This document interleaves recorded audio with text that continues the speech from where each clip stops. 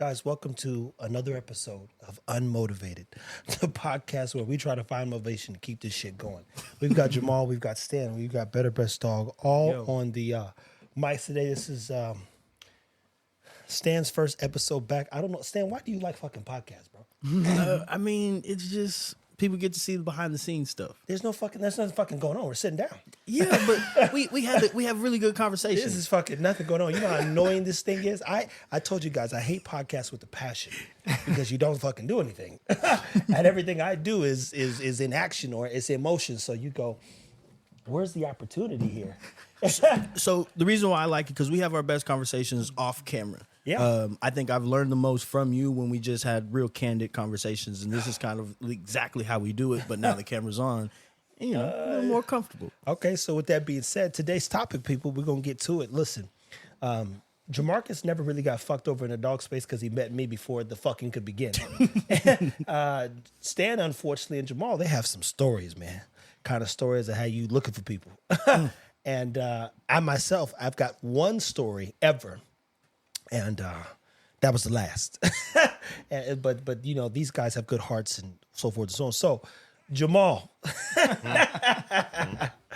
go ahead and tell them, how you got started in the dog space and why.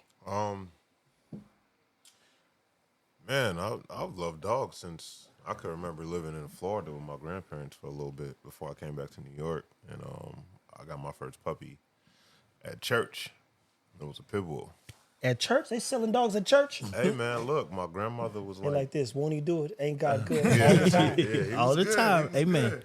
Yeah, my grandmother was cool with the pastor and all of that stuff. She just came back from, she just, transitioned from New York to Florida, originally from Jamaica. So, she was looking for a new home, and, got caught up. I wouldn't say got caught up, but got very invested in the family, the camaraderie of the church, the people that she met. And I got my first dog from the pastor's daughter. It was a pit bull, Brindle pit bull, and they didn't like it. So it was crazy, man. So, Hold on. The pastor's daughter slinging dogs? man, look, I guess I've always been around the bullies, just never knew what was going on. Look, Stan watched me almost take a drink, and he said pastor's daughter. I was like, Bro, hold on. No, this is real shit, bro. It's crazy. But yeah, that's how I got introduced to the dogs, man. I always loved dogs. I always try to figure out how I could finesse a puppy into the house. And then ended up coming to Texas and got the opportunity to get some land, or not land, but, bigger space, and started this thing all over again. And ended up getting, what is it considered? It's not, was it a micro bully? Yeah. That's what That's what they're calling them. Yeah, I gotta. They got so many names, people, but, got the micro bully, and then what? Man, look. Dude, met this cool dude at the time and had a lot of dope dogs. It was more so started up for my cousin because he was moving and he just needed to rehome some dogs.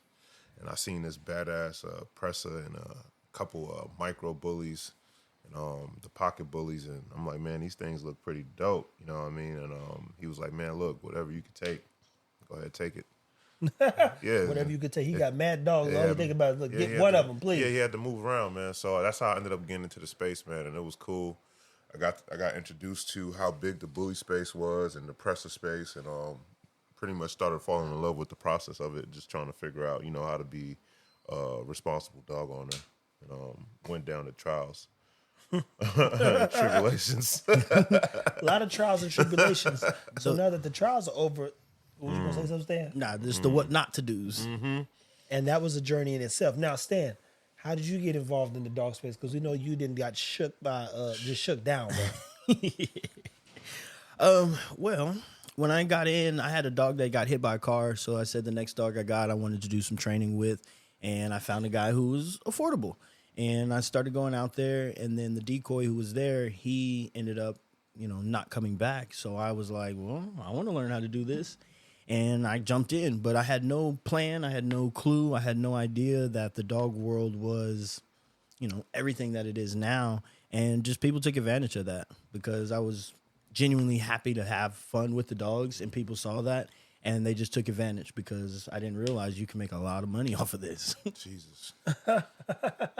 Yep. So tell them your best, your matter of fact, tell them your worst story. That's what we need to hear. We need to hear the damn, what the fuck happened?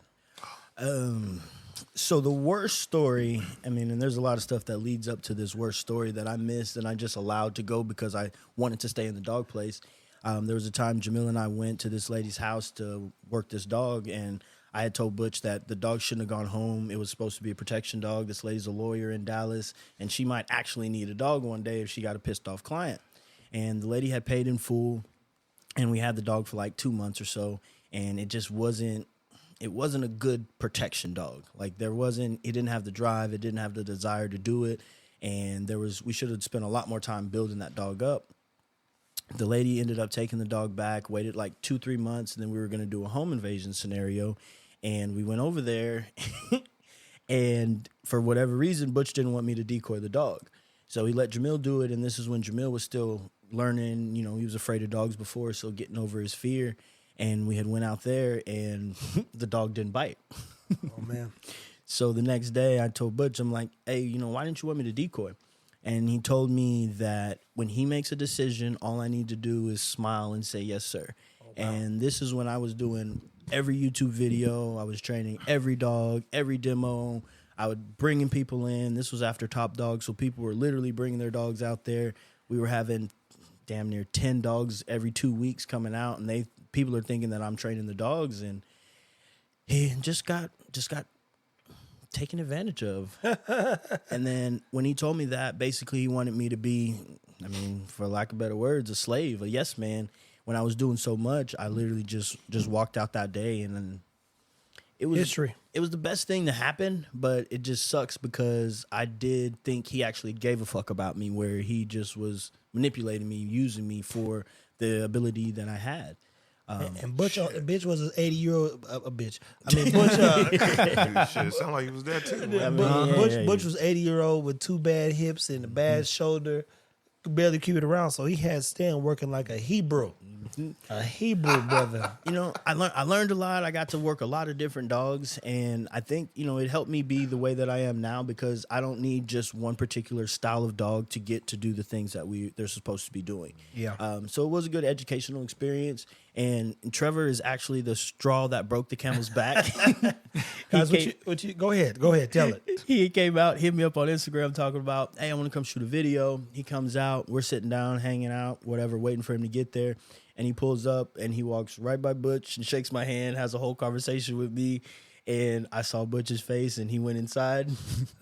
Pride. Yep. And that was literally probably the thing that he was like, man, fuck this nigga now. Like, people coming in, not even acknowledging me, and you being Trevor. Yeah. If anybody's ever met Trevor, he's always the same way, and very off-putting if you don't know me. Like I'm just like I don't know why. I mean, first day I said, so what the fuck are you guys out here doing all day? I don't know Stan from Adam. Oh, that's what. This is ridiculous.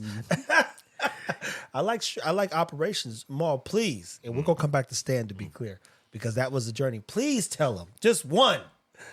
Now, mind you, Maul has the type of stories that'll break someone like me into a sweat. You go, oh no, oh God, no. It's like watching somebody fall out of a 10-story building in slow motion. You know they're gonna hit the ground and die, but you still gotta watch. You go, wow, I wonder how big the splat's gonna be. So in this case, the stories he has are like godly, man, and he still maintains a positive attitude. Out of all the stuff that he like, yo, this dude's still a good dude, man. I don't know if I'd be a good dude after this. So what's your worst, best story? Like, where to begin? Yeah, man, it's just so many different entry points for that story, man.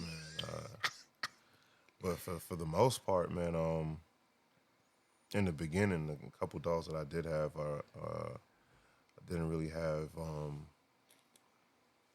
have any knowledge of how to treat it outside of, like you said, just going to one person for the source of everything. Mm-hmm. And I kind of became like subject to just only having to rely on him. And I guess, that person understood that. And every time like I got interested in trying to learn more, get more educated about the community, it was frowned upon. Yep. So I had a lot of people would say the type of dogs that I was getting to not really know the dog space was just like, it's like, damn, you know what I mean? To get those dogs not have no proper guidance in what's going on or be able to have access to the community wasn't the wasn't a move that a lot of people would make, as a first dog that you want to deal with, man. But man, it just got fucked over. It could have been a way better, I feel like, transition, because I was just really so genuinely curious about learning and wanted to be a part of something. Yeah. You know what I mean? And then trying to show loyalty, because, learning from other channels, other people, learning how big the dog space is, what people do with the semen and all of this stuff, and how you can't trust niggas as far as you can throw them. Very cutthroat industry, no matter what kind of breed you have. If there's hype around it or you got some kind of motion, around whatever product, you're dealing with, people will find a way to try to get, infiltrate that circle. So my experience has been just dealing with the bad side of business and how to be able to handle these animals properly and make sure, you could evaluate and read what's going on. I didn't know anything about that until I stumbled across you and this other dude named Miguel. Yeah. Shout out to my guy, Way. I guess that's how he say it. Good on Miguel. Yeah, Miguel, man, real solid dude, man. He's one we definitely got to have on this thing. Miguel, one of them ones, man. Miguel, one of them ones, man. But it took me like two years to get close to him, man. For him to be like, man, this dude don't got no malicious intent. He just trying to learn. Yeah. And then he pretty much, was introducing me to the world and just getting me more formal and educated on what's going up on game, man. And pretty much started opening up the doors. And then you came and just took it to a whole nother level. So mind you, as I said, we're going to be very unfiltered. I'm going to tell you exactly what happened. Jamal's still trying to be corporate. And, I respect, him managing his piece. But let's just call it what it is. And unfortunately, what happens oftentimes, people take such pride, they think, in their dogs that they give people like Jamahl bad dogs. And the truth is, he got a lot of bad dogs from someone who intended to son him. Kanye said, before I sunned him, I gave him a check, a.k.a. Big Sean. Now, I don't know the ins and outs of that particular situation. What I can tell you is, as I sold Jamahl, and I've sold a lot of dogs that were better than all of the dogs I kept. I didn't keep the best dogs, to be clear. I never have. I would tell you this, out of ego and a mirror's litter, when it happens, I'm keeping the best boy out of that one. For a fact. But every other person, I told them when they put up, yo, this is the best dog. This is the one you're getting is the best one. And I know it. And so be it. She is. She's got everything that I would want to breed, which is why I said, I might have to keep her close to home. Close enough. Beauty about it is I had no clue he was. The guy who originally, hooked Jamahl up, and when we say hook him up, he just kept fucking him over and fucking over. And that I get the stories. I get all the stories. So we can't be kind and act like this ain't a space, meaning the dog space, where people are trying to get a dog out their door, telling you the dog could do all this stuff, and the dog ain't worth a damn. That's the truth. Yep.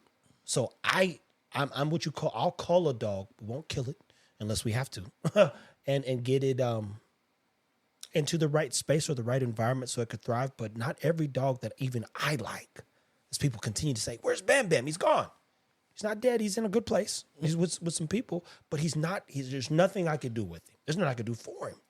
So in this case, Jamahl, Stan, and a few others, they got screwed, and I came right along and the screwing's over. It's really that simple. It's that simple, and now they know what questions to ask and how to even move forward, as they said in the dog space. And mind you, I don't hold nothing over them. If anything, I was so glad to give Jamahl his paperwork. It says your application, it's signed. All you got to do is file it. You go, wow, he never had that before.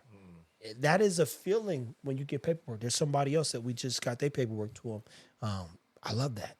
I love that people actually get to do good business, because that's what it should be about. Yeah. But for whatever reason, it's a shakedown. So we're going to get off of the live, people. I appreciate everybody who stopped by. UnMotivated. We're going to build a library of podcasting. I repeat, I hate them with a passion. But if you're in Dallas and you can talk dog, or you want to kind of maybe tell your story, reach out, because we want to interview people. We'll be bringing on business people. Stan is here. We're going to really dive into it. I'm going to get him to talk, believe me. Somebody going to tell the truth. But I repeat, if you are a fan and someone who loves what we do, I'm not here for the bully people and the breeders. I'm not a friendly person. I'm never going to be friendly. I'm kind. I'm kind. So kind means you come up to me like people did at the ABKC Nationals. I'll shake your hand, take a picture. We'll talk, dog, and we'll move on. I'm not calling you afterwards. We're not friends. I mean, it's so hard to be friends for like me. It's like a friend. It's like, oh my God, that's so stressful. Who would want one of those? That's ridiculous. What was it I said? It was like he's the most evil person you ever meet with the kindest heart. It's the weirdest. It's an oxymoron. I don't get it. It's exactly true, but I do want beyond the reason without the best for people. So even this, Maul had talked about doing a him and Cat podcast, and Stan's asked many times, and Jamarcus said, "Man, we need to get into it." I'm like, God damn. Yep, gotta do it. Like, Hey, they want to hear what you have to say. That's all. I do not want to do this, but I said, you know what? It's Christmas time, and this is the best time because people are going to be sitting down. So if you're out there trying to build your brand up, over the next 2 weeks until January 5th, you have an opportunity to potentially acquire 20,000 to almost 100 plus more thousand followers if you do it right. And that's because just like in COVID, people will be sitting at home scrolling and watching. There are more viewers than doers. So this right here lends an opportunity for us to reach more people in a bigger audience. And I know when to double down. Double down on the work. So this is work for me, which is an opportunity to highlight some truth, teach and educate. So we're going to guide and keep this thing rocking and rolling. Shout out for everybody who's on here. This episode's not over. This is a light intermission. And we're going to get back to it. And still, look, talk about their emotional state. Hey, Mo, how was you feeling the first time you got fucked over? A few questions to talk about. Brother, I like what you're doing. You posting. Yeah, I appreciate it. Go ahead, man. DM me. Look, people, I normally get the DMs over 2 or 3 days. I got to be honest with you. We're up from day to night. And I know people just think I'll be on the phone. I promise I don't. I'm like, I put this thing away. Bro, I don't even have notifications on. Yeah, all notifications. You heard Jamahl. All notifications off. Like my phone don't. If he texts me, he can get a contact with me. And I always respond right back. That's the only thing you got. Notification for text is on. But if you don't call me or text me, which Stan will tell you, I can answer that thing in 2 seconds. But if it's on Instagram or social media anywhere else, I'm not replying. It's just I'll get to it when I can because here we are once again working. So stay tuned, people. As always, take care of your dogs. I appreciate you again for stopping by. We're going to highlight the truth. We're going to get into the facts. We're going to try to build some business, life, dog. We're going to show you how to make some drinks. We're going to have a good time, most importantly. And I'm going to do what I always do, and that's tell the truth. Would you do in a different state? I'm currently in New York. Yeah, so get this. We've got a beautiful TV back there. and shout out to Jamahl for getting the TV up. This right here, we'll figure out, and I've done it on another one. I was on someone's podcast. We can bring guests on and stream you right through. So we're not going to be limited. Hey, you got to sit down physically. Sit down and let's connect. Let's talk dog. Let's talk life. Let's be better. What part of New York? What part of New York? Maul want to know because he's from New York. I gotta be curious, boy. What? We'll see what they say. But at anywho, people, UnMotivated is a podcast that I wanted to create because I tell you it's super hard to stay motivated. Stay motivated and be encouraged even when you hear stories like Jamal's and watch Stan grow and Jamarcus. Look at this guy. Fucking nigga, shut up. This is great. I love those kind of things because that person probably doesn't have a voice. Nobody will probably ever listen or want anything to do with them. That's crazy. That was a comment? That's crazy. I love those kind of things because it's like a child speaking out of term. Oh, man. I'm gonna cut this clip, y'all. KKK for the win. Hope you get murdered, niggas. Oh, wow. Oh, Damn. I'm cutting this clip out for sure. Watch. I'm marking it right now. You ain't made it until you get death threats. This is a prime example of more viewers than doers. No matter what's going on, they have to watch what we're doing. And I'm not telling you to watch. I've never in my story or anything said, watch what you do. I said, guys, we got work to do. We have work to do, so we have to do the work. That's the most important thing. If he got bullied in school. Hey, look, guys, I'm a positive person.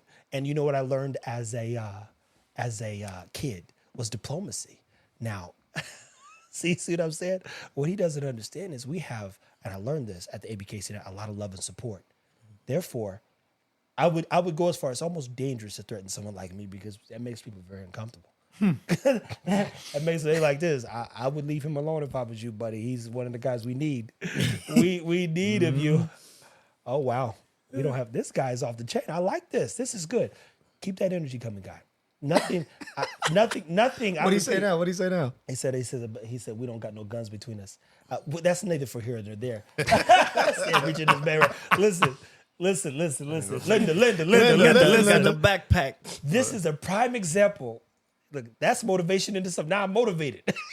Man, take care of your dogs, man. Man, look, you heard the man, guys. Take care of your dogs, Thank you for watching. That was great. Whenever you get hate, I repeat, embrace it. Embrace the hate. It is a beautiful thing. I think Malcolm X said it. If you have no haters, you have no progress. You'll never progress. You'll have no progress. You need people to love, hate you, and even be jealous of you. But if we come together, we can make the world a better place, and that's the only reason why I exist. I'm here because Jamal's taught me a lot about myself. Stan has. Jamarcus has. I was going to throw him off the bridge one time. True story. True story. So You're going to put my head through a wall. at anywho, at some point we'll start dropping little clips and have some fun, and the podcast, it's live and well. You say no more. Guys, keep killing my friend. Keep killing my friend. We will talk still. And Farron, shout out to Farron, man. Fit Bully TV. Bully, bro. Yes, Man, sir. for There you Ron. go. As they say, you ain't got no haters. I will talk to you guys, and as always, take care of your dogs, people. That is funny, man. Oh man. Bro, that dude was going in. I wonder what's going on. That's midday. I want to see his page, see what kind of For dogs real. he had. Look, Yeah, I'm look. saving this one. Hey, trust me. Hey, y'all heard that. I'm going to cut this clip, but that is funny. That is But that's funny. what you look for, is that kind of right there. Now, Yeah. anywho, back to the place. So, Jamahl, you wanted a big dog, right? Yeah, I wanted a big dog. I got infatuated with big dogs, man. And so now he has two big dogs. He has a presser who had rickets and Still has it. still has it. And that's because, again, I could have solved the problem had I known. But mind you, as I've told many people, you should be able to contact your breeder, right? You should be able to contact your breeder and learn. You say, hey, my dog's having this and that problem. Perfect, do this. I can almost solve between Chris and Ruben and myself foundation. I got all the books, a lot of books, what's going on. So how did you feel the first time you got a shitty dog from said breeder? We don't got to say no names. I'm not here to like kill a nigga, but you So go.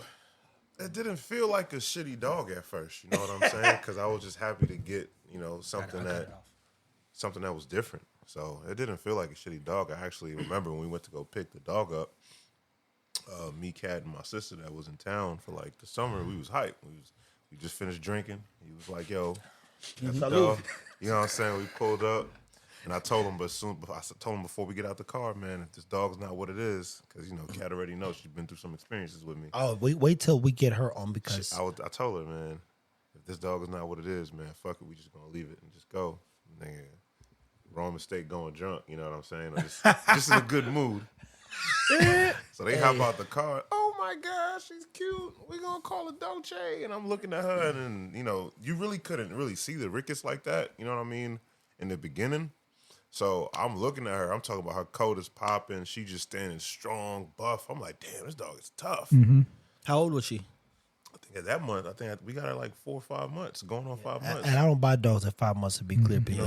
If he had me in his ear, he'd be like, Trev, what do you think? I was like, no, just no. Yeah, it was her. And mind you, sister. her rickets too are due to her shoulder set. So if you look at Dolce, her shoulder set sits slightly forward, which forces her arms back. So her angulation's completely off, which means he probably took it to a bad dog. And I could go down the line because I've seen her enough. I live here with Maul. And so, but just looking, because even Fred broke it down for us one time.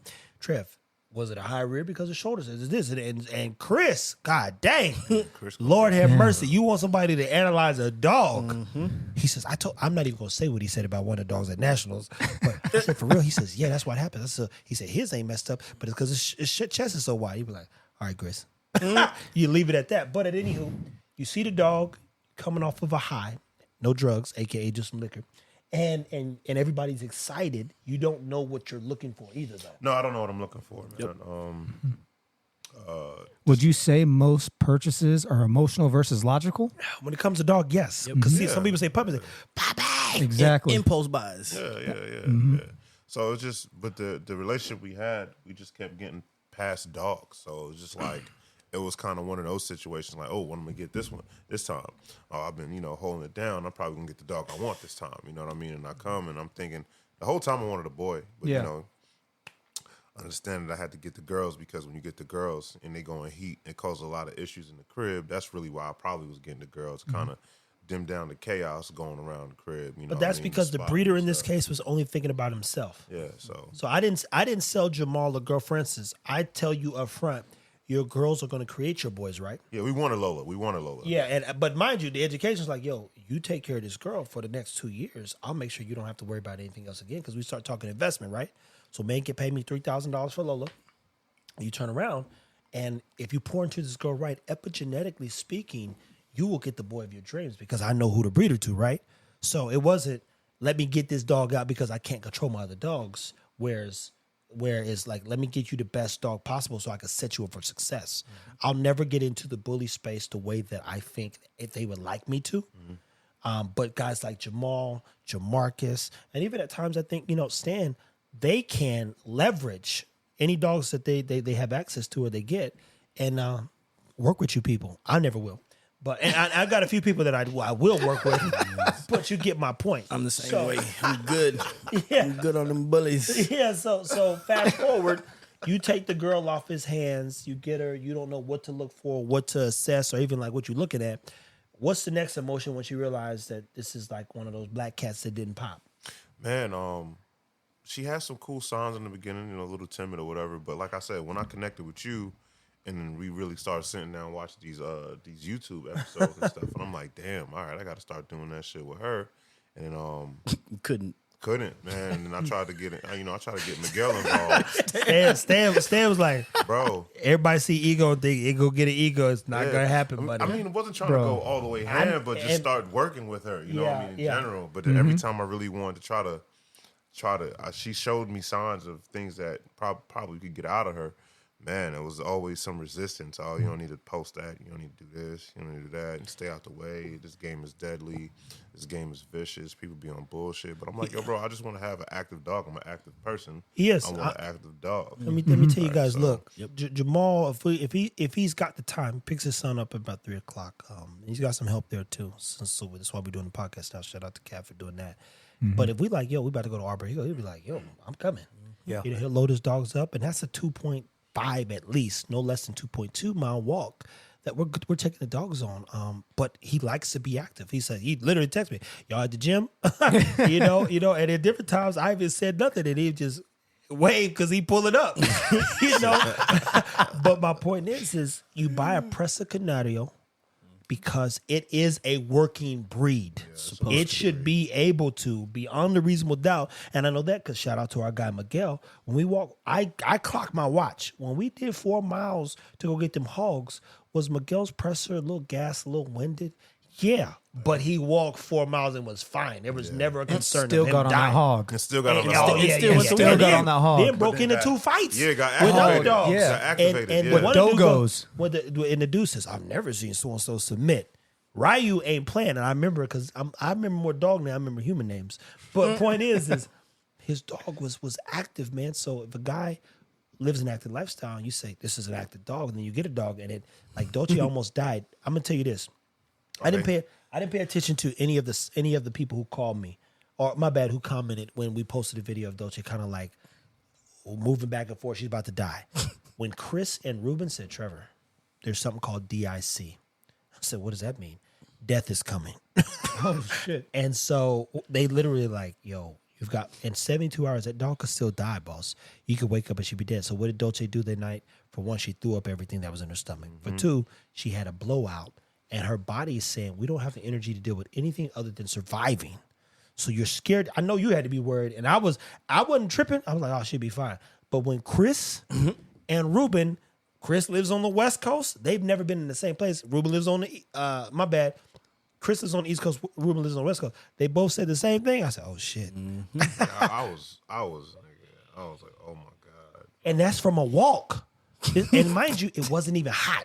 It'd be different if I was like, yo, let's push the dog today. It's 99 degrees in Dallas. Let's get them going and see how far we could take them. Nigga, it was like 70 degrees with a cast over with no sun shining. And they still got some water too that day. They got in the water. Like, bro, when I tell you they couldn't move and she was fucked, it was frightening for me, but I go, yo, she should be good by now. You just got to get her to the car, get her back, bro. I didn't know, but he didn't buy the dog for her not to be able to walk 2 or 3 miles. Yeah. And fast forward, I could tell you from my own personal 2 good eyes, I walk with the presser. And he did 4 miles. I know that because I was like, God damn, we still walking, bro. So this we still walking. We got a hog. Dog got on a hog. 4 miles and the dog was fine. That's what he was thinking he was getting. Yeah. Yeah. But also the breeder's inactive.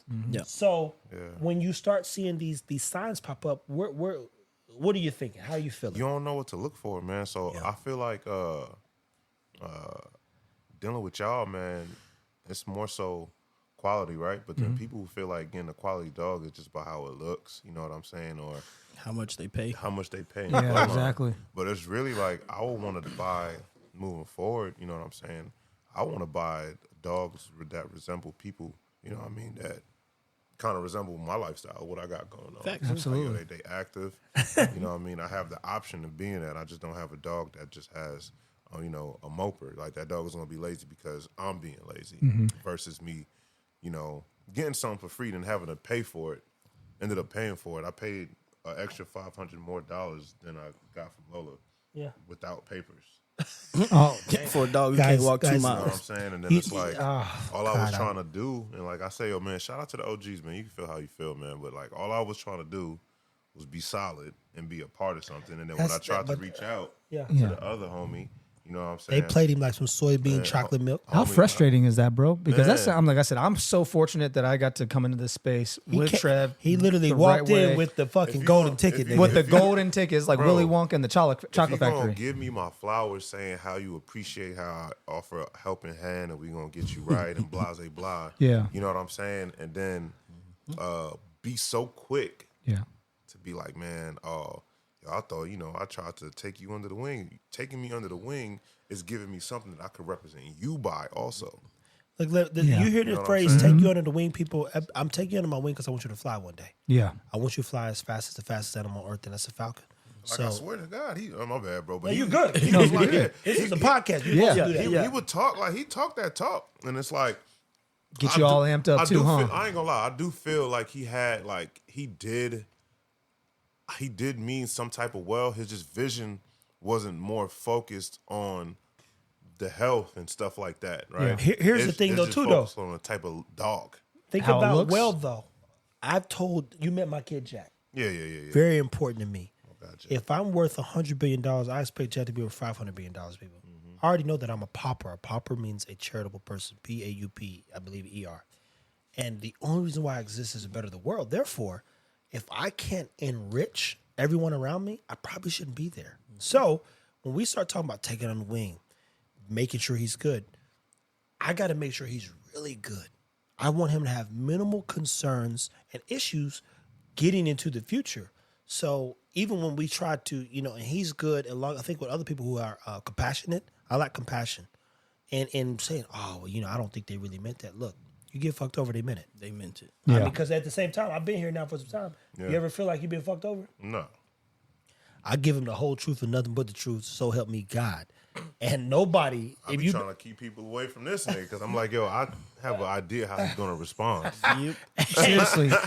Yeah, It's so people funny, ask, man, what that can I they're- come up there with? It is so funny because I've seen that over the years, bro. Like people genuinely put a barrier between, like, because I used to do it. Like people are like, yo, I'm like, nah, there's no way. I don't think you built for it. Exactly. Bro. I don't think No, you you're built gonna for be it, bro. offended. Yeah. You're gonna start. I was like, and I'm gonna get questions why I brought you. And I ain't about to. You And gonna I ain't ruin about to deal with that. You gonna ruin my relationship. Exactly. I ain't about to deal with that. No. So what they're also talking about is value, right? So what I've done in making sure Jamal's good, Jamarcus is good, Stan's good is I brought so much value that I didn't see it before. I got to be honest with you, I'm not a friend driven person. So I've got people who've always protected me, and it's because I've been straightforward with them. But they go, look, you're not built to last. You want to come into a more, and Jim Collins, shout out to Jim Collins, who wrote Good to Great, and he wrote a book, Built to Last. I read them both. Very good books about level 5 leaders and just business in general. But what I can tell you is the reason why Jamahl and even Stan and even Jamarcus are built to last is because foundationally speaking, none of them are really chasing money. They're chasing life. And life is about learning. Doesn't mean we don't want money, because I'm going to charge you, to be clear, and I'm not going to feel bad about it. I'm going to get my money. But I need to know that we can grow. And if we look at the next 20 years of our lives, where do we want to land and how do we want to die? So Jamal's given him kind of a pass, but I've learned enough about the dog space that unfortunately people are trying to shake people down. Like they just like, yo, I'm gonna just get the money out this nigga. It's not a good feeling, man. It's definitely not. And I think it's just because there's not a lot of education out there in the dog world. Which is why I knew we'd be okay. Of what a good dog is supposed to do. My best dog, I paid $100 for. Yeah. And I'll put him up against any dog in the world in any discipline. If he's not better than that dog, they're going to be like, hey, you need to do like 2 more things and he'll be better. The same thing that we went on Top Dog. I just was playing with my dog years before that, just having a good time. So then when we got on Top Dog, it was literally the same thing that we were doing, just on a bigger platform, and nobody expected us to do good. Even the fucking people that we were training with, they're like, don't embarrass us. I'm like, what the fuck? Like, why would y'all think I'm going to go on TV and not do the same thing that we do all the time? And it was a really dark place when I went on Top Dog as well. There was a lot of people who didn't like me. There was a lot of people who hesitated. Here's the thing, man. I think it's because people aren't having fun, man. The thing that I've noticed with you specifically when it comes to everybody else, even myself, we all get too serious trying to make sure we're trying to create the perfect dog so they can have a tight heel, do this, and that. And you are genuinely just having a good time with your dog. And I think that's where the disconnect is between, because most people think, oh man, I need to do this, and that. Like, yo, just go out and have fun with your dog. And trust me, that bond right there will do more wonders for you than you just putting them in a strict structure and schedule and, treating it like one of those things. You know, my bad, man. Bro, no, go ahead. Never say your best. So on this podcast, everybody interjects. The point of it is to speak freely. Yeah. I know a lot of people try to get access to each one of y'all, bro. And I understand. I understand. Because you know what? Mad. Hey, listen though, tell him though. 'Cause even for Ron, when he reached out, he said, "How'd you get in there? That nigga don't like nobody." He was like, Bro. "He upstairs? How, nigga? How, nigga?" Yeah, bro. Like, I understand. Every day I'm like, oh shit, these niggas is the ones. You know what I'm saying? Like, y'all all hold it down how I need to hold down, bro. But man, I just feel like you said, with the whole dog situation, I feel like this space is just so fucking crazy. Almost like the credit repair space.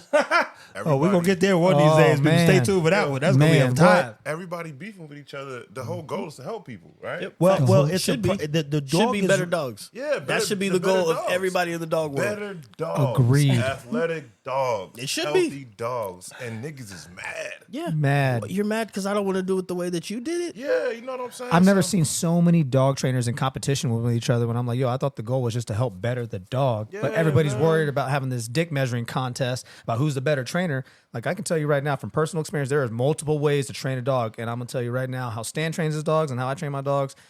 Sometimes there's 2 different ways, but it still gets the same result. Jamarcus put in work with a dog.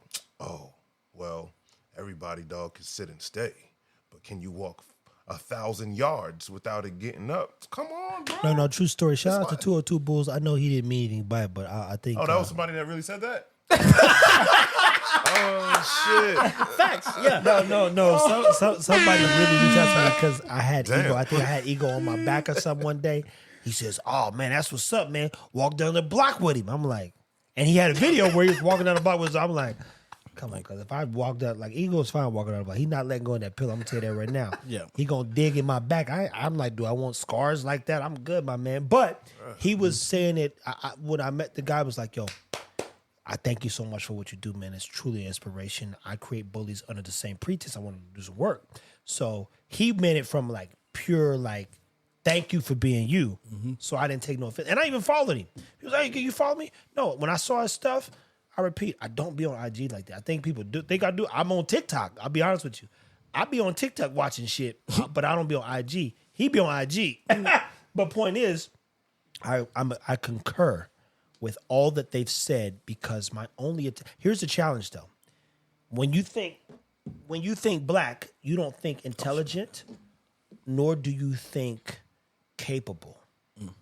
So here's the thing: when you see me, you're 9 out of 10 people are gonna be a little frightened. Jamal's fucking 5-6 inches taller than me. Abs 8 inches taller than him. So imagine starting from 6 foot to going to 6'3", 6'4", and then 7'2", and we're all black. You get a little nervous. Get a little nervous. My point in saying that is when people assess a situation, they look for what they're gonna get, if they're going to grow, and then if there's going to be any problems. The challenge is you got to start with the problems and work backwards. He didn't know what to look for in the dog space because a guy sold him a dream. And if you see a dog that you like, if it's one dog out of 20 dogs that you like, and a guy tells you that puppy's going to be that dog, and you don't know any better, you're going to believe it. Yep. So my thing is, ask him to show you how great that dog is. Because I told Jamarcus, I said, listen, Junior's not gonna be ego, bro. And it's only because of Maya. If I had a second terrier type dog that I had bred ego to, his job would be a lot easier. It would. But all of Zara's kids are super intuitive, super smart, super focused, super intelligent. Epigenetics passed from the mother.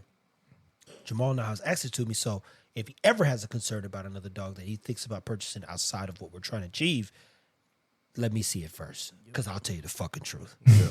But Junior will be the best of both worlds. We'll see. Loving, but he'll get busy. We'll see. As Drake said in the song, I got high hopes for you, nigga. You better believe that. Exactly. So here we are. It's tough though, man. I like And that's Junior. the beauty about it. Look, He's at a the end of great the day, dog. he's a good dog. He is. I'm not knocking that. And mind you, this is 2 years of work. This is 2 years of work, people. Least. And I'm still working with Eco. Bare Like, minimum. the bully was not designed to do work. So I know I've got 5 years of work to get a good dog. And then guess what? It's life.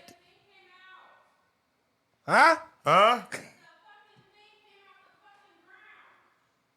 What Oh, did? man. Oh, shit. The what? The thing back there, the tent, the thing. Oh, the little awning that we. We'll deal with that Yeah, shortly. we'll do Oh, Okay. yeah, we live. I'm gonna fix it after this. Uncut, people, uncut. And Uncut, anywho, uncut. Stan, and the reason why I wanted you guys to discuss, and you guys have better experience. Mm-hmm. Well, not better, worse. Yeah, worse But experience. point is Stan lives in his head, people. He gets discouraged. One time he showed up and he had a fucked up haircut. I'll never forget that. I And remember said, that. But you wasn't there when I I said wasn't, that but and I talked heard to about Stan. it though. Yeah. And I said, Stan, what are you doing? And he said, I'm boycotting. I'm being a rebel. Is what you said, rebel, right? Something stupid. And I said, to who? And he was like, I'm just, niggas play me. Blah, blah, blah, blah. I'm like, get your hair cut. I said, I don't want to hear that shit. And I asked him some simple questions. I said, hey, are your kids okay? He said, yeah. I said, is the wife okay? Yeah. Then what the fuck are we rebelling against? Your bills are paid? Yeah.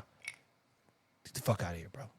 Do not create problems that don't exist. Understand your plight, because he too, like Jamahl, they're compassionate. See, foundationally compassion allows you to allow people to fuck you over. Yep. So I'm glad I don't have it, because the minute somebody's like, oh, well, I don't want to hear your fucking sad story. You either can or you can't. If you can't, get the fuck out of my face. So that's when they be like, yo, he's a little much. You might not be ready for that. Shit, even when I was trying to pay for Lola, I'm like, yo, I'm gonna hit you in increments. Okay. That's it. That's it. All right. I'm like, damn. That's exactly what he was saying. He was like, all right. I was thinking about to get my dog away. I started, nigga. I'm trying to lock in on it. Like, yo, how was your day today? You're trying to keep talking about nonsense. I don't play the game that people play, because I do want what's best. Now, mind you, let me be very clear also, I didn't keep track of all the payments. I remember the last one he sent, like, yo, she should be good by now. And even still, I sent her home at 10 weeks. Yeah. So I said, yo, it's time for her to go. She needs to know who her leaders are going to be. She needs to integrate into you guys' circle. She needs to be with you guys. That was that. I got to move on. I still have the paperwork. He has his paperwork now, but I still have the paperwork. So the most powerful tool is the paperwork, but I'm happy to give it if you do right by business. So it's like, yo, I think she's paid off. She's paid off. I'm like, bet. I could care less, because at the end of the day, I'm not going to tell you that money's not required. We spend a lot of fucking money making this shit come to life, but it's all leverageable. So Stan and Jamahl, if you could, walk them through how much better you feel now that you're on the right path, because what we don't, as men do oftentimes, is for men on this particular podcast at this moment in time, we don't get to share or express ourselves emotionally at times. And we do feel rage. We do feel anger. We do feel love. We do feel kindness. We feel goodness. We feel warmth. We feel cold. We feel everything. And I think when you're a man, especially a black man, you're like, oh, them nigga be fine. And here's the truth. Stan showed up one time and he was in a dark place. And I almost say he's a dark place, but when I say dark, I mean like, yo, he was hurting, bro. And he's telling me, I mean, his nigga looked like, I was like, yo, what's going on here? Stan likes to have his waves and stuff, so he comes, he's got scruffy, his hair's out. What are you doing? What are you doing? I can't put you on camera like this, you know? And I'm okay if maybe you couldn't get to the barber, but you seem like something's off. What the fuck? Get this shit fixed, bro. Get them niggas go. Move on. Yep. Maul, I wasn't around for, as I said, I think Maul probably dealt with it better because he don't let it get to him. He just smiles and keeps it going. But even that, him and I, we had a talk one time about his frustration at the gym. So I said, use that anger, man. It's not a bad thing. Oh no, it gets to me. It gets to me. Yeah. But I'm Yeah. just so used to like Being fucked over. fucked over. And that's the fucked up part about fucked it. up, yeah, you know what I'm saying? So it's like, so imagine when damn, I can't even explain it properly. It's like you just so used to the fuck shit, bro. So it's like I just be trying to put it on my back, keep it moving, and then like, you know, whenever I deal with it, I deal with it. But then I seen some podcast, I think it was Jadakiss's son. He did like he freestyled over Jadakiss's beat. And then it made me click the page that he was doing a freestyle on, and he was talking about mental awareness and mental health. He was like, yo, sometimes when you bundle all of that shit up, you don't have an outlet for it, you project, you don't even know who you're projecting at. So the things with the dogs became my piece, you know what I'm saying? Yep. Yeah. So that's why I was like, yo, you know what I mean? Like when you go through a lot of things, you got, you know, I'm fortunate, I'm blessed to have my son, but the dogs also, I look at them like them niggas my kids. You know Yeah, what I'm man. saying? So it was like one of them situations where I would want to be all the way right in this situation so I could lead my pack. Yeah. So I don't know. It was one of them kind of situations, dog. I could relate to that. Like 100%. Rocco probably saved my life. If I didn't have Rocco at the time, I'd probably would have done something stupid, been in the wrong place at the wrong time. It was actually, I was getting my hair cut at a trap. That's where my barber was cutting, and there was a situation where they accused me of doing something. I'm like, motherfucker, I'm not gonna steal shit. Like I don't have to steal nothing. The police or the barber? Just the people at the barbershop. Niggas- Not wow. my barber. He's still keeping me fresh right now to this day. But we went over there, and I literally just started taking Rocco everywhere I went, like every single place I went. And if he couldn't go, I didn't go. And they were like, man, you can't bring that dog inside. I said, cool. I said, Knock, you mind cutting my hair outside? He said, no, I'm fine with that. So he cut my hair outside. You know, long story short, the trap gets raided. I'm not there. And literally, Rocco kept me out of a lot of places where I shouldn't have been. And he's put me in places where I should have been. Trevor hit me up from video of Rocco. Hey, it looks like you're having a lot of fun with your dog. I want to come shoot him. And now, 3 years later, we're here making a whole lot more money, having a whole lot more fun, a whole lot more peace.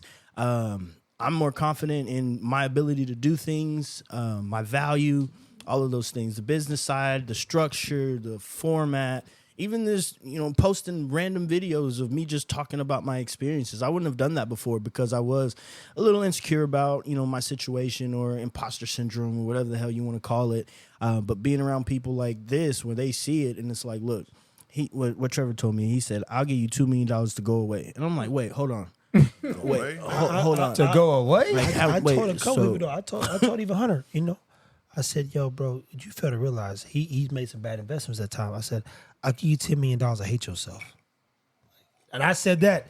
Like, yo, that fucks people because you go like, bro, you think I give a shit about the money, my nigga? Don't worry, round two's coming, guys. Come on, cuz. I'm not a person who's motivated by anything other than realistically. The irony is the opportunity to make these men better men.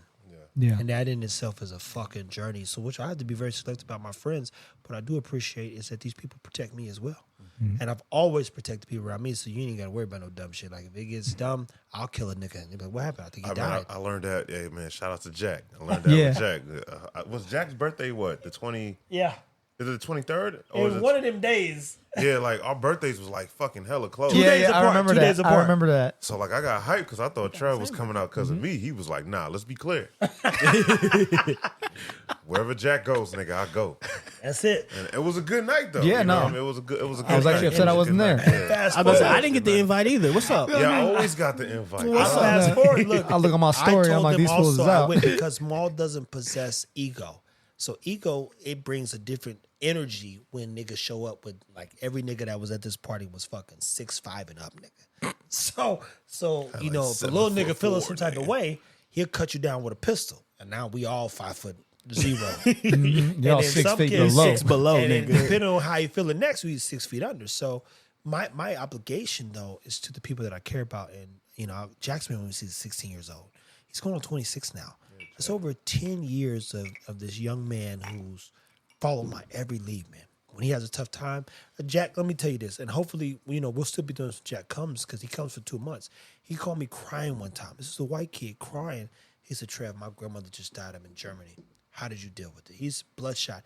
You know what type of safety you have to provide for a person to call you with tears? A man, even if he's a young man, white kid, to call with tears in his eyes and not be like, you going to judge me or anything? And it brought tears in my eyes because you go, man, For one, there's so many things going through my head. I never had a place where I felt safe, let alone outside source, because I couldn't feel safe in my own home. Fast forward, he's also asking for guidance. Jack's mom's an architectural engineer. His dad, my bad, she's an engineer, dad's an architect. They're not hurting, they're still together. He's got a very good situation, but he calls me because he trusts me. And even when he tells his dad and them everything, he's like, yo, I had to call Trev about such and such. I met the coaches at his colleges. There's 3 people I listen to. It's Trev and there's a guy named, I think, Micah, whatever. But you go, man, I've been so impactful that if anything happened to this kid, I know for a fact I'd kill somebody. So Jamahl doesn't possess negative energy, so I'm going to go out. But as I told him, I'm here to make sure nothing ever happens to Jack. He's here. He's never been here for a birthday because he had to come a month later. And I get to celebrate that with him as well.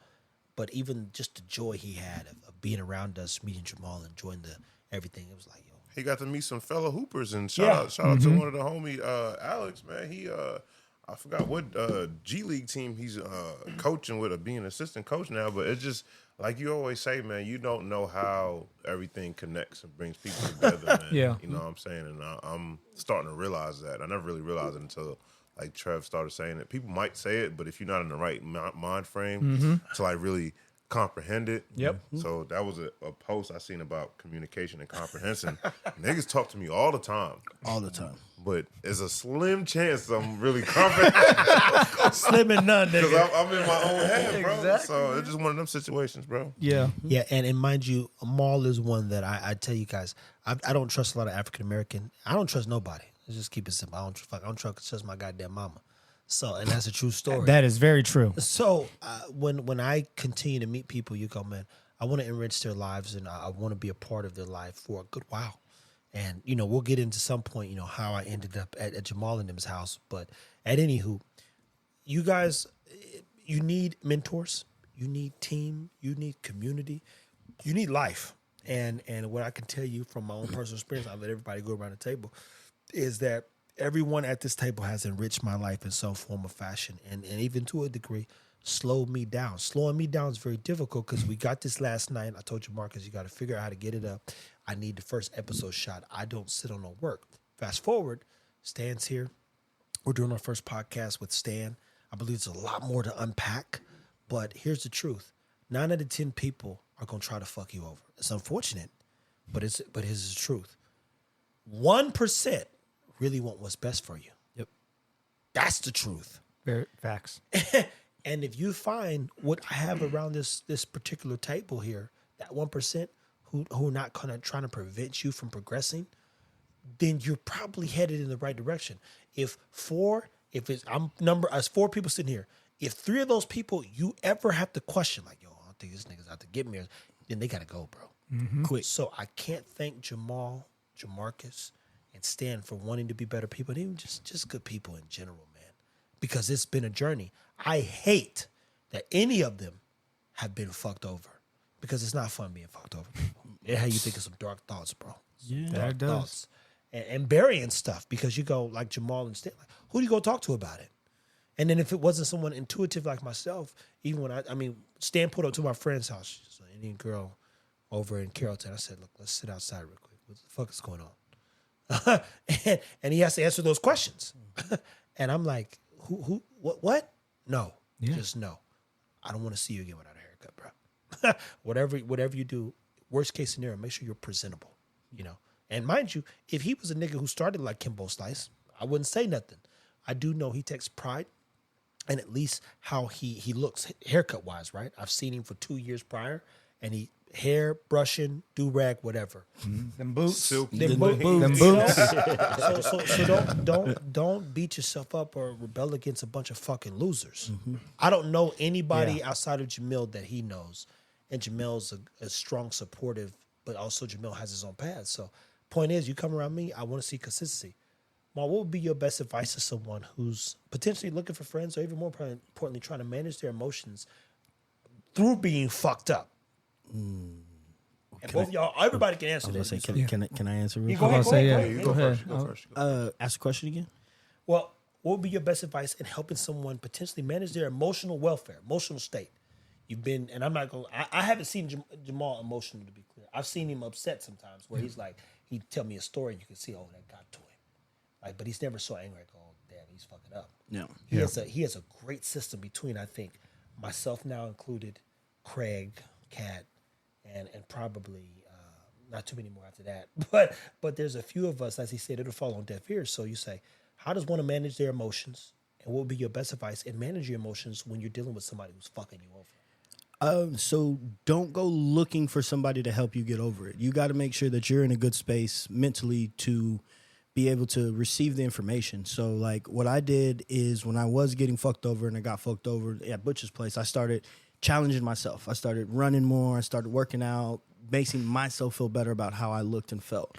And then when Trevor came out, he was basically on the same shit. Like, I mean, you look at Trevor, you know he works out, you know he's consistent and all of this. And be clear, I'm very inconsistent, people. I got more consistent because I myself, I said I want to be a $10 billion man. I think part of being $10 billion, when we jog around the Star and other places, is making sure I take care of myself. Because in the black community, high blood pressure, so many things kill them. But keep going. I just know that I had to level up as well. When he met me, though, I was on some fitness shit, to be clear. and that's the thing. Like, I mean, you know, my brand's Iron Sharp Canine, and that was one of the things that I started saying, iron sharpens iron. You got to be iron in that equation, because if you're not, you're just going to dull everything around you. And instead of lowering yourself to other people's expectations, you need to make other people rise to what you're wanting. And again, you get around Trevor, you get in the weight room, you doing some stuff, and you feel like you doing something, and then you see him put like 8 plates on there, and you're like, oh, we got more work to do. Oh, that was fun. Yeah. Yeah, that day. I never bitched that much. I mean, you was there, and I saw him put 405 on there? Yeah, I was like, oh, I got to get, 200 or whatever it was. 205. But you have to make sure that you're doing stuff to be better, because nobody's going to come and save you in this world. You got to make sure that you can stand on your own too, and you have to have something to bring to the table. Everybody can eat, but it's a potluck. Everybody got to bring something to the table, because a lot of times people want to come and take to-go plates and they don't bring anything. So then you looking at your plate, and it's like, damn, I ain't got nothing for my family or my kids, and I was trying to help niggas who was just trying to take. You know what's funny though is one of the guys I used to work with all the time, he said, Trevor, how do you stay so motivated? I said, Dan, you put $100,000 on your table, everybody comes takes the money. Not one person asks you how you doing. Even your son asked me how I'm doing. And he wouldn't ask you how you doing. That's the problem. I said, I'm not saying that how I'm doing matters, but I'm gonna tell you this. They care more about my state of being than they do yours. That's the problem. Yeah. So everything he's saying, I'm telling you right now, I was walking into Rockhurst University, and never gonna forget me asking me, he says, man, you always smiling, you got good energy. How do you stay so motivated? I'm like, the kids, they need me, man. They need to be my best me all the time. Keep going, Stan. Yeah, it's bigger than just you. And like you said, me not having a haircut, me not taking care of myself was a very clear representation of my mental state. I wasn't right. And that's not me, because I do care how I look. I do care what people, not necessarily what people think about me, but I don't want people to think negatively about me, because I'm not a negative person. I can be negative. I can go that way. The thing. I think you could be negative at times, but you don't live there. I've lived in hell. Yeah. So I don't want to. If I turn the devil on, I could be the devil for a year, because I was raising so much evil. So I have to manage that evil, which is why I stay so isolated, because if one person annoys me, bro, I live in a very dark place, believe it or not, people. Yeah. So it's imperative that very few people get access, only because I'm better off. I tell people I deserve solitary confinement.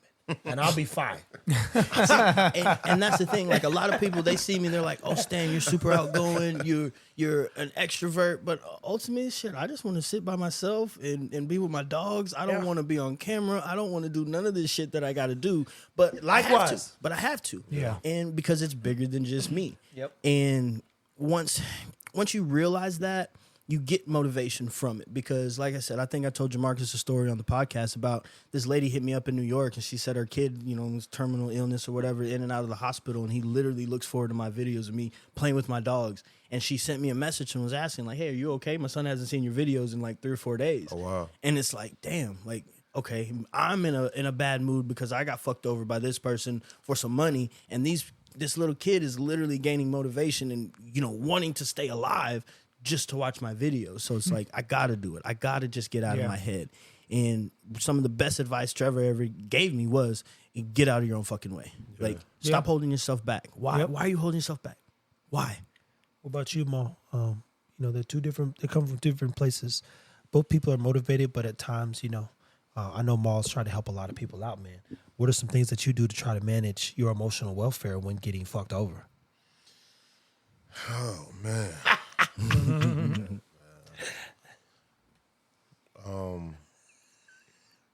Do you want me to give you a second to think about that? Yeah, give me a second. I got you, man. It's a lot. No, you're good, man. I know that's a lot, but even from my personal experience, I think the three things to help manage my emotions and really try to press forward is you got to watch those settings, you got to want change, and then you got to have a plan. And I think the third one is the one I struggle with the most, but the first two I know I've always wanted. Settings, that's probably the first thing I did back in 2015 that I had to change when I got my last DUI. And I'm like, yo, I really want to be better for my son. I want to just have a better life. I'm tired of going through this ringer, being on probation, dealing with all this bullshit. So the first thing I need to change is I got to change my settings. I got to get away from all the people who are putting all this negative energy in my life, who do not care about me whatsoever. And they're more so acquaintances. They definitely are not friends. So once I finally decided that for myself, I was like, okay, now the next thing is like, I really do want change. What do I got to do to go change that? So I changed my settings. What I do, I put myself in a position to be around Trev. And then once that happened, that was it. But then trying to figure out the rest, trying to create a plan, et cetera, that was the next part that was probably the most challenging. But now today, and mind you, this is a process that took almost 10 years of him chastising me, putting me through the ringer, me beating my head against the wall, me not getting it, but finally things starting to click. And then finally like, yo, let me just focus on these three things over the next year and see what really happens. I've always tried to overdo it, overthink it. And, I'm going to try to do 5, 10, 15 things over this next year and not one thing get done. But I'm like, yo, let me just focus on dogs, communication, business. Those are 3 areas I want to grow. I know creativity will be mixed in the process, so that won't be an issue. But let me just focus on those three things and really see what happens. And since I've done that, things actually became more clear on where I want to go moving forward into 2024 versus how it has in the past. So I think the three things you need to focus on is, one, those settings. One, you definitely want to have change for yourself. And 3, you got to have a plan. And I think the third one is going to be the most difficult for most people because they have no idea where to start. But if you know what the end goal is, you just got to figure out what the work in between needs to be. Yeah. Do you know what to say now? Ask me the question again. I've only asked it 3 times. He said he need another man's best friend. I'm ready. Exactly. I know. I see them cherries is gone. Ask it again real quick, so I'll make sure because there's a lot of shit. It's a why no. In managing your emotional state, what are the things that you objectively do to ensure you don't get stuck in whatever's going emotionally after being fucked over? I mean, it's like a paraphrasing, but it's like the idea of the question is like. I mean, man, it's like, at least for me personally, it's like I got so much responsibility. You know what I'm saying? And then it's like the field that I get in, you take on other people's burden because they're people trying to get shit done. So like with me, I got to put myself in like a different dimension at times. I just have to disconnect at times and just really try to just double down on like why I want to do this. You know what I'm saying? And the type of person I am. And then everything does play a part with the environment. That's why I go so hard, for my own peace and like, certain things that I wanted, because once I go through these doors, it's like I'm in my safe haven and I could just pretty much try to pour into everything that I've been pouring into myself, pour into different directions so I can make sure I could execute what I got to execute properly. So it's tough, man, but it really comes down to the environment and then really battling. It's like mental warfare, man, because you got to go through, no one can save you but you, you know what I mean? And you got to really double down on your faith and what you could get done so you could be and continue to add value to the rooms or the situation that you're trying to deal with to get over the bullshit. Because if you fester or you just continuously think about that bullshit, like both of these guys said, that's what you're going to start to put out. It's like quicksand. It's horrible. That's a good analogy. So, yep. It's I feel like everybody deal with that shit in their own way, man. But it's tough. It's a little bit probably might be a little bit more easier for Trev. You know what I'm saying? But they presume. Here's the thing, people. I want to feel something one time. Yeah. So in their case, again, I identified that they're compassionate people. Mm-hmm. So they keep thinking people are gonna be better. And even Boosie said on the Breakfast Club. We listened to the Breakfast Club on the way down to Houston, Maul and I. And he said, I learned something in anger management. My expectation was too high. He said, I expected people to act like me. Oprah said it, and many people did. Here's the thing. The fact is, I'm never going to meet another me.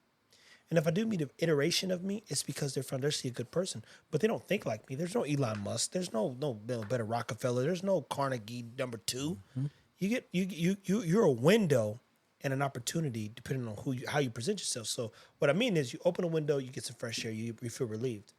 I don't have the energy to deal with stupidity, and unfortunately, and I'm saying this candidly, but our people, black people, to be clear, niggas, for whatever reason, they like fucking people over. Mm-hmm. So I'll go through the ringer. What I can see from Jamahl, for instance, he's not motivated by money. And mind you, he knows how to go get money. I know how to go get money.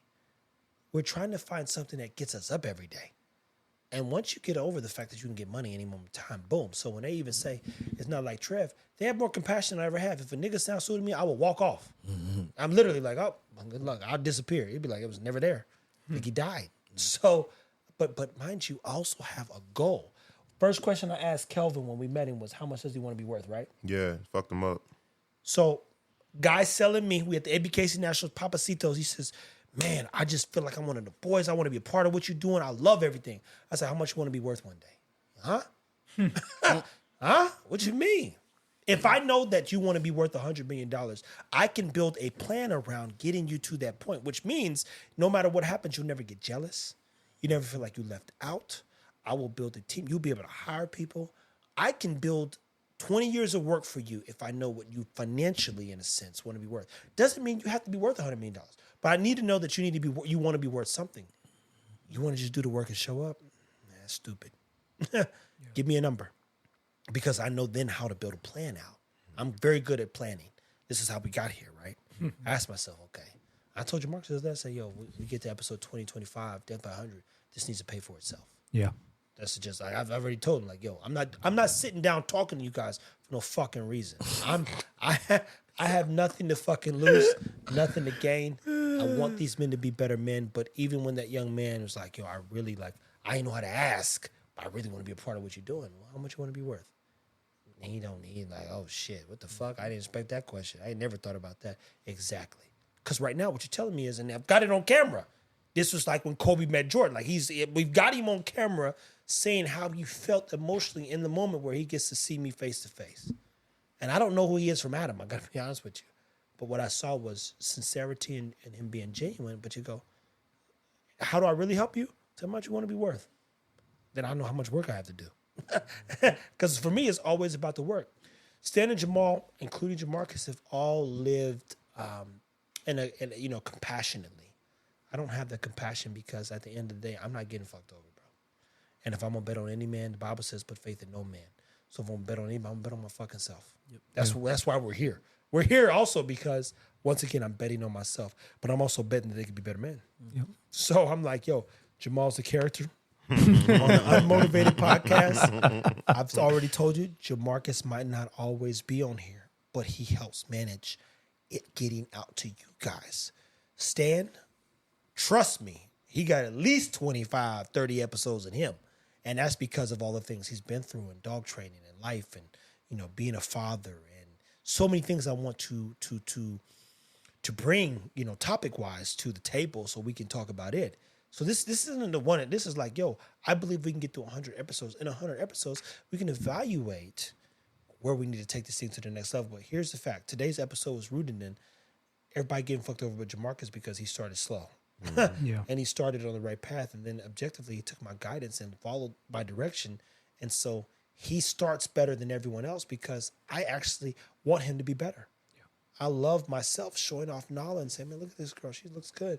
I did the breeding for this purpose. Can I get rid of Maya's breathing problems in one breeding? Yeah. Intelligence, not so much. but can we sharpen up intelligence? It's a process. By generation 3, I think so. Yeah. So you go, if you follow my lead, I'll do the rest. And same thing with Mom. Mom's like, oh, and even his old lady, Kat, she says, no, I'm in no rush. Like they're literally, they care about the dogs, and I hate, bring tears to my eyes, I kid you not, that these type of people are taken advantage of because long term, there's way more opportunity if we take care of the dogs than us trying to breed like everybody else. When you get on Instagram, you see puppies everywhere. Like, that looks foolish to me. I need to know that these puppies are going to be good puppies, and I cannot do that unless I invest a year to year and a half in every one of our dogs. So for one, let me take a second to thank Jamarcus, Jamahl, definitely our guy Stan the Dog Man, for being a part of this. By episode 20, their voices will be more, they'll be more certain about how they want to communicate, what they want to share. My job is to make sure they understand you guys have got nothing to hide. You don't have to hold back. You can speak freely. If people were looking for you, they would have already found you. Yeah. So even when you say stuff, believe me, if they were looking for you or concerned, they'd already killed you. That's the truth. But the gist of it is we got them dogs. Yeah. You got to tell the truth. And continue to inspire people to be others, because imagine somebody in your shoes right now getting shook down by the same person. Yeah. And they probably are. They probably are getting shut down by the same people. Yeah. I mean, Butch is still in business, and he's still probably taking advantage of people. I have a quote-unquote Western Shepherd, which is just a German Shepherd mix, and people are still, like, they would even comment on my videos talking about, oh, Annie Oakley, the Western Shepherd. And I used to just not even respond to it. Like, I used to just delete the comment. But this last time when we went down to Space Coast and they commented on my page, and I said, no, she's a fucking mutt. She is a mutt. I know her dad. I know her mom. It is a mutt. She's as good as she is because of what I did with her. It's not because of the breeding by any chance. She's actually a piece of shit dog. I don't like her. She has a lot of things wrong she's not a with piece her. Of shit. Shit. You ain't lived with her. No.